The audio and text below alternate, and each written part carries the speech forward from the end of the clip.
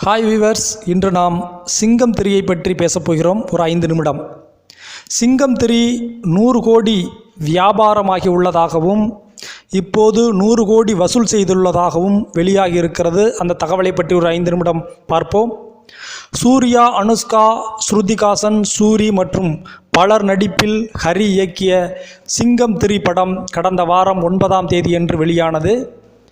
பட வெளியீட்டிற்கு முன்பே படத்தின் வியாபாரம் 100 கோடியை தாண்டியதாக படத்தின் தயாரிப்பாளர் KE ஞானவேல் ராஜா அறிவித்தார்.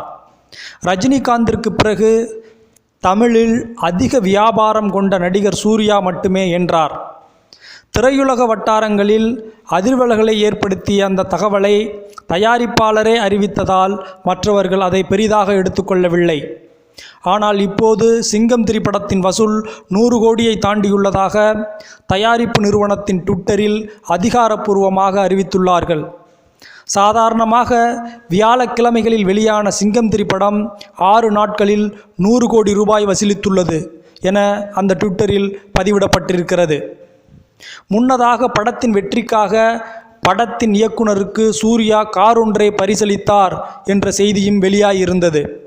சிங்கம் 3 படம் வெளியான நாளிலிருந்து சனி, ஞாயிற்றுக்கிழமைகளை தவிர மற்ற நாட்களில் அரங்குகளில் ஆட்களே இல்லை என்று திரையுலக வட்டாரங்கள் தெரிவித்தன. தெலுங்கிலும் அதிக விலைக்கு விற்கப்பட்ட இந்த படம் சுமார் 15 கோடி வரை நஷ்டத்தை ஏற்படுத்தும் என்றே டோலிவுட் வட்டாரங்கள் தெரிவிக்கின்றன.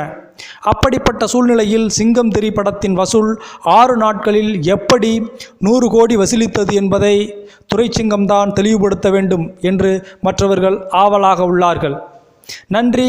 நீங்கள் பார்த்து கொண்டிருப்பது 5 மினிட்ஸ் யூடியூப் தமிழ் சேனல். தொடர்ந்து பாருங்கள்.